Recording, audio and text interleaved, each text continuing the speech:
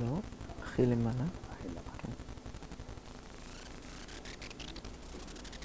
Okay, thank you. I hope you can hear me.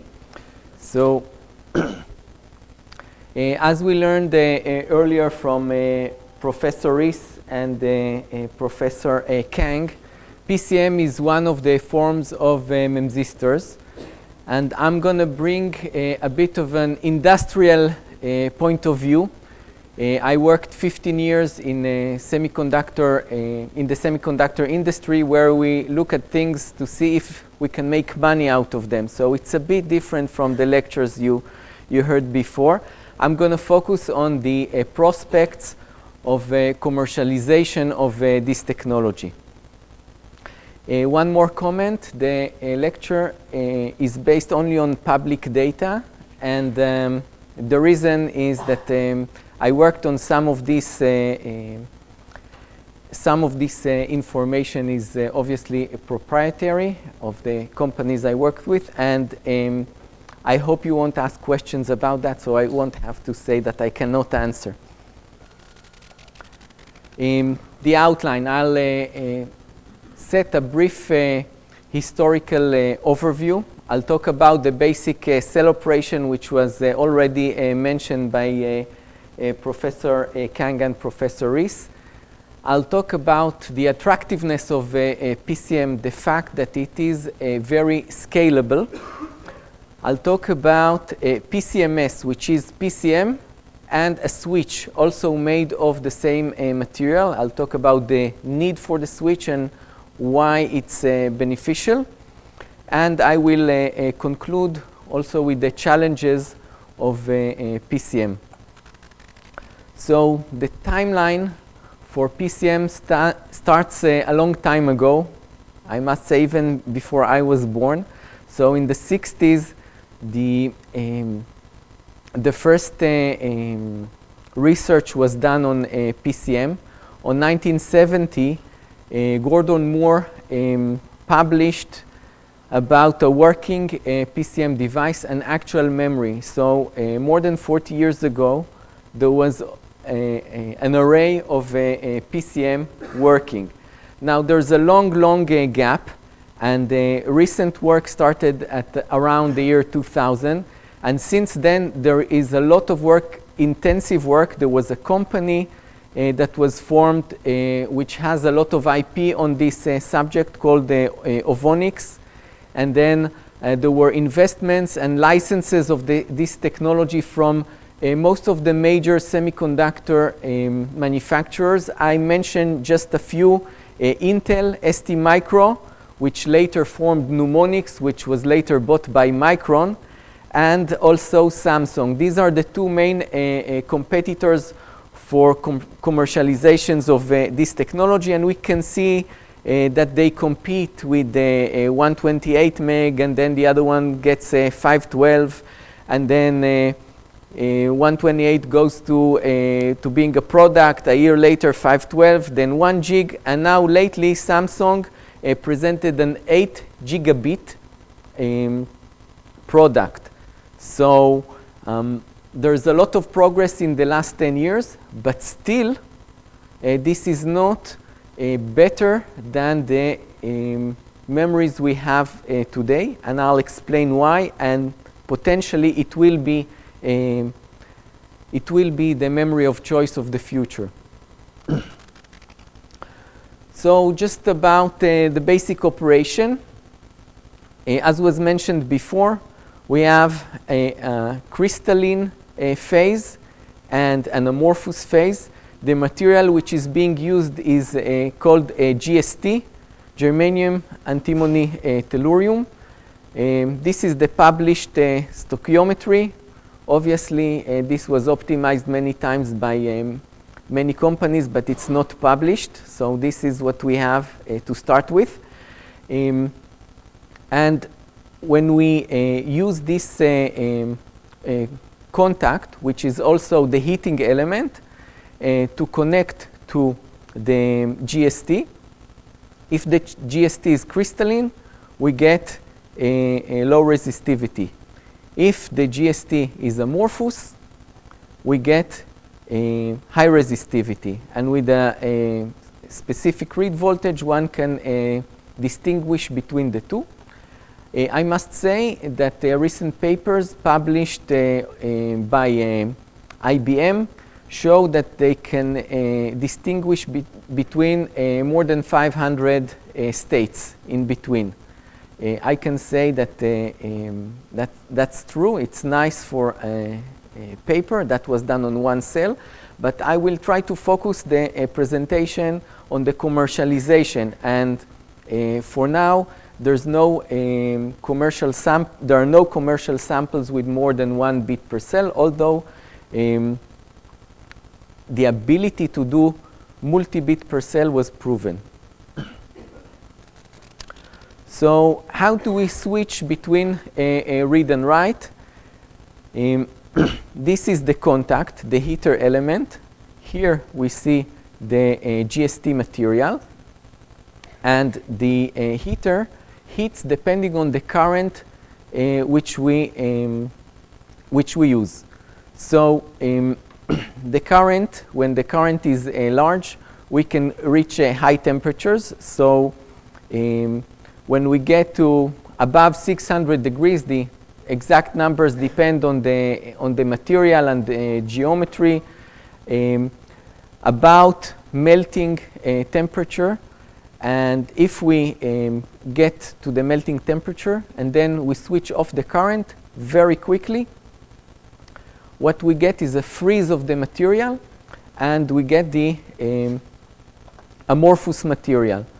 Now, if we want to get back to the set position, to the crystalline position, what can be done is we get to a temperature which is the crystallization temperature below the melting temperature for a bit longer at lower temperature in the order of say 400 degrees. Then the material crystallizes again and we get to the conductive state again. So this is a very simple diagram to show it. If one wants to do a multi-bit per cell, there are several ways to do it. But due to time, I'll not discuss it now. The time is in the order of tens of nanoseconds. So it's good enough to be used as a memory device. And the smaller the heater is, the smaller the element we need to change, and we can do it quicker. So this lends itself to scaling. So the IV curve, so we saw several IV curves similar to this. When the material is amorphous, it does not conduct up to a little more than half a volt, and then it becomes conductive.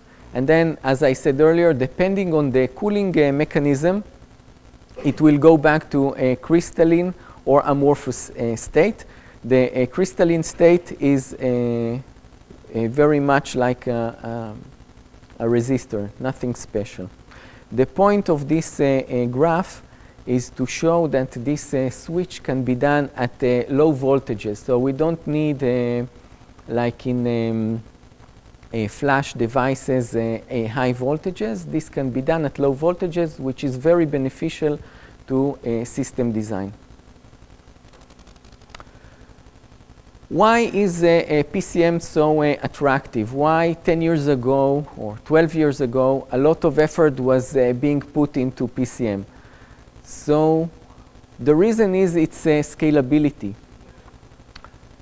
Early on, it was very clear that the smaller the heater, the smaller the PCM that needs to be changed from crystalline to amorphous or vice versa.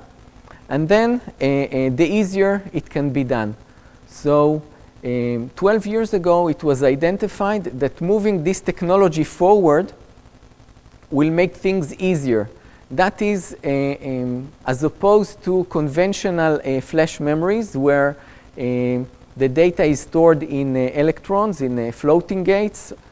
And in those devices, the smaller they get, the less electrons there are, and the more problems, the more noise there is. So that's the reason for the attractiveness of PCM. We can see that in order to keep the temperature constant, if the resistance decreases, and the resistance decreases by a factor of K, K is actually the interface area of the contact with the GST. So the power reduces by 1 over K, and eventually the square of the current reduces by 1 over K. And if we remember that K is an area factor, then eventually the current scales down with the scaling factor. So this is another advantage of PCM, making it more attractive for devices. So far I've talked to the basic scheme of PCM, why the industry is interested in PCM and how it works. And now a few more advantages. I talked about one advantage, which is the ability to do multi-level cell. And now another advantage, but before the advantage, the problem. So we know that for a two-terminal device, we need a switch. This seems to be a minor problem, but actually once you need to scale down the memory, you need to scale down the switch. And if you have a tiny memory but a significant switch, it doesn't help you much. So we need to scale down the switch. Currently, there are three typical kind of switches, a MOS transistor, a bipolar transistor, and sometimes just a diode. These need to be scaled at the same factor that the PCM is being scaled. Now, I will show results from a paper from Intel that were presented 2 years ago in IDM, and they showed that they can use for a switch the same material that is used for PCM. So the material for the switch, this is the schematic for the switch, this is the schematic for the PCM cell. The material is a very similar material to GST with a different composition. But what happens is that when it heats up and it cools down, it doesn't matter how you cool it down, it always goes to the amorphous phase. So it will always be an insulator when it cools down. So it's a switch which is usually off, except when you put a significant amount of voltage, and by significant, the exact values were not published, but it is of the same order of half a volt. So you need a little more than half a volt to turn it on. Now, the advantage of this concept is that the switch does not need to be on silicon. It does not need to be a transistor that is done on the same silicon we do the rest of the circuits. So it can be all materialized in the back end of the process. So we can do a microprocessor using the silicon area we need, and on top of that, eventually build a memory array which does not consume any silicon. So it doesn't really not consume any silicon because the decoders need silicon, but the decoders are far away and they're a very small area of the array. So the switch is called ovonic threshold switch. It's the same kind of material. We can see it here. This is the top electrode. This is the PCM material. And this is the bottom electrode. You can see clearly that the bottom electrode is smaller than all this area. The reason is, as I explained earlier, the smaller the electrode, the less current we need. So this is really beneficial for the system. This is a cross-section this is a real array with a real cross-section. What we can see here is the cell I showed earlier. And as you can see, all of this does not consume any silicon. So now for the conclusion and the challenges. PCM is a scalable 4 lambda square technology currently being used by customers. So I can say there are demonstrations of cell phones working where the PCM is replacing the NOR chip, which has the operating system of the cell phone. There are several customers who have products which are sold to the mass market with the PCM chips. So getting into high volume manufacturing is only a commercial decision at that point. I can say that 4 years ago there was a decision by one of the CEOs in the companies I worked in to sell $10 million worth per year of PCM, which means a little more than 10 million units a year. And eventually it did not happen, not because of technical difficulties, but because the price was not competitive enough in the market. And I'll talk to that when I get to the challenges. So it is ready for commercialization. It has MLC, multi-level cell capability, and it has the potential for a non-silicon switch, PCMS. The ability to do a non-silicon switch also allows to have one layer, and on top of that another layer, and on top of that another layer. So we can do on the same amount of silicon more and more layers. This saves silicon, but from a processing point of view, it does not save a lot because we still need to do all the lithography for each layer again and again. But it allows, from a system point of view, it's smaller and much neater. So I said a lot of good things about PCM. What are the challenges of PCM? So from a commercial point of view, PCM was started when the thought was that the current technologies for memories, both volatile and non-volatile, both flash like NOR and NAND and DRAM, the thought was that these technologies are about to reach the end of their scaling ability. And I mentioned earlier because they store electrons, and that's going to be a problem when you get to smaller amount of electrons. But the human mind is still very innovative, and they find newer and newer ways to continue and scale. So this is the first problem of PCM, that the other technologies still continue to scale. I'm sure that Avi later will talk about NAND quite a lot, and NAND continues to scale. We can see that it goes to 3D, and it also, there are commercially available multi-level cell with 3 bits per cell. So it's going to be a bit difficult for PCM to continue and catch up with NAND because there are billions and billions of investment in NAND. And until NAND will reach a hard barrier where it cannot scale, I guess that it will be difficult for PCM to replace NAND. By the way, this is not the same for NOR technology, which is about to finish its scaling. I think that NOR technology will finish scaling at 45 nanometers. So PCM will be able to replace NOR. As for DRAM, it slowed its scaling, but it is still scaling a bit slower than NAND, but commercially, PCM still cannot compete.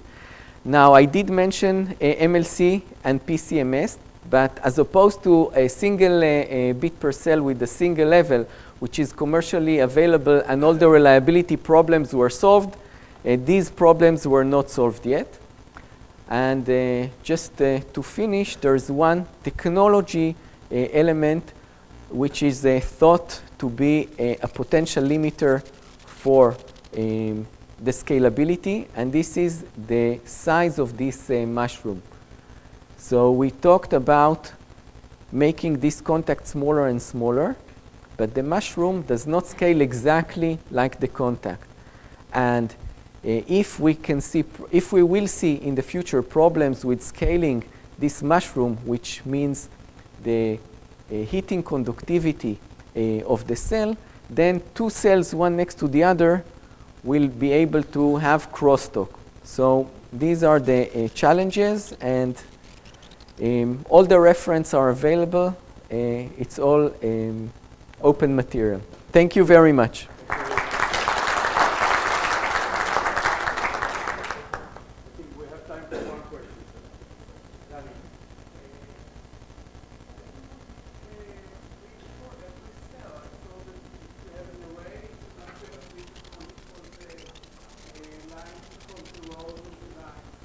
So this is the way you see it. So if you have a conductive cell between one row and one line, that's the one you want to read. So you put